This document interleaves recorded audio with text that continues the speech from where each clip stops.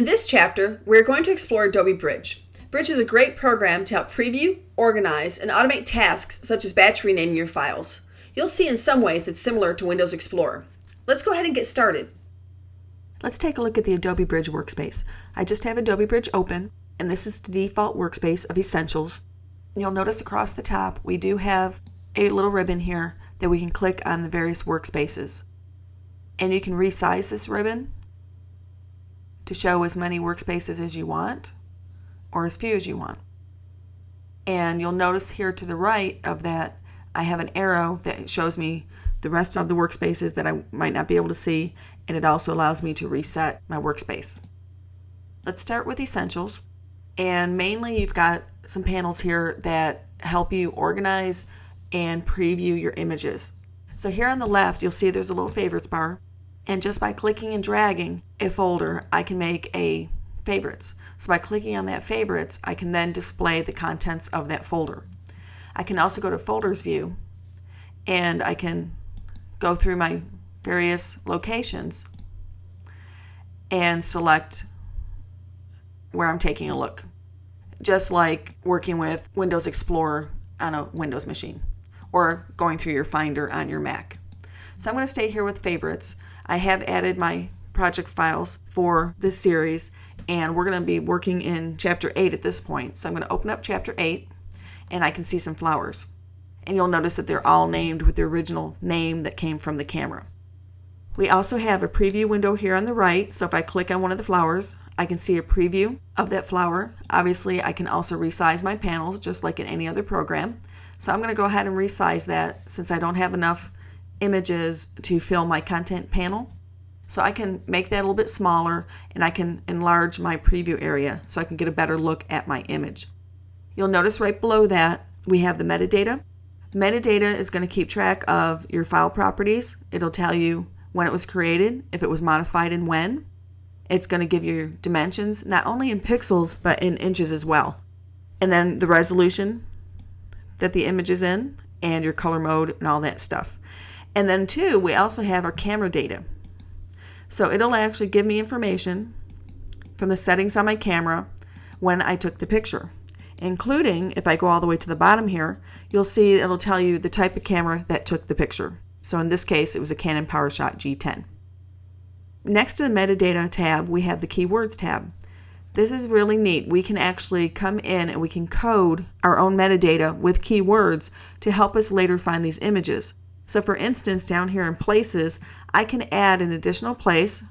I'm going to have one of the cities listed here, and of course you don't have to name it by city. You can choose any naming convention that you want, and I'm going to click my little plus sign to add a new keyword. And I actually took these flower pictures in San Jose, so I'm going to type in San Jose, and now when I have my flower selected I can check San Jose, and now I've got a keyword assigned to that image. And I can do that to all my pictures here because all these flowers were taken in San Jose. Let me go ahead and make a mass selection here of all my images at one time, and you'll see they all appear in my preview window, and I can then select San Jose and apply it to all my images at one time.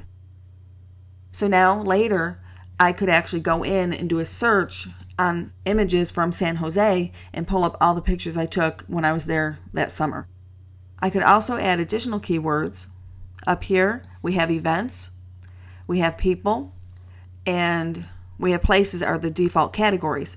So we could come up here to events and we could add another category, or we could just add another keyword. We don't have to create categories for everything and then have subcategories or subwords underneath those. So I'm just going to name this flowers, and then I could select all my flowers in my window here. I'm holding down my command key, and then I could select flowers. So later, if I'm looking for a flower for a project that I'm working on, then I could look for all my flowers by looking for that keyword that I've added to my keywords panel. Okay, so now we've taken a look at our flowers. We do see them in the preview window, and over here under filters, we could filter by different keywords, and since these are the only two I've used so far are San Jose and flowers, those are the only ones I see in my list. We can also create stacks. Let's say I wanted to somehow subcategorize my flowers by color. Let's take our yellow ones. I'm holding down my command key. And we can come up to stacks and we can group them as a stack. And then we could take our ones that are more purple and we could create that as a stack. And then the ones that are pink. And we could group those.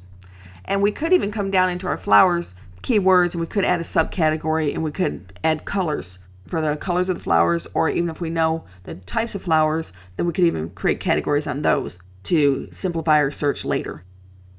So stacking is actually kind of nice because it cleans up our window, it puts them all together, and then all I would need to do is I could select that stack and it'll show me the preview of all the items in my stack. I could go back up to stacks, I could open my stack so I could see them all individually, but you'll notice the 3 is still there, which means there's still a stack. I could close my stack, and then there's other options here as well. Expanding all my stacks would show them all separately. You can see how they are bound together with that box, and they do have a number on them to show that they are stacks. So you can group things as well in your content panel by using stacks. You can also, when you have your individual images selected or multiple images selected, under the File menu, you have the option to move your selected file. You can also copy it, and you can export it. So we can move them to different locations on an external drive, on our hard drive. We can even post them to the internet. We also have a place command in here that we can actually take our image from Bridge and directly place it into one of our Adobe applications. Another thing I want to show you is the preferences. Now remember, on a Mac you find preferences under the title of your application, and on a Windows machine you would find it under Edit. So I'm going to open up my preferences, and in my preferences dialog box you'll see that we can change the appearance of our workspace, the color, and we can also change some of its behavior. But what I'd like to show you are found under the file type associations. When I click on that category, you'll notice on the right hand side all the different file extensions that are supported in Bridge, and you can actually assign what application will open that file extension from Bridge. So Bridge is really nice. It's like working with your Finder or your Explorer window in Windows, but it's so much more because you can add your keywords, you can make collections and stacks, and you can also assign your file type associations much more simply than you can in the operating system for either the Mac or Windows environment. In addition, you can also set Bridge to automatically boot when you turn on your computer. So under Advanced, you'll see you can start Bridge at login, which will keep it running in the background so that it's always available when you want it. And as we'll see later, you'll also be able to work with Mini Bridge inside Photoshop, which is just what it sounds like. It's a smaller version of Bridge that is self-contained in the Photoshop workspace to help you preview your images and organize your images. Okay, let's click OK.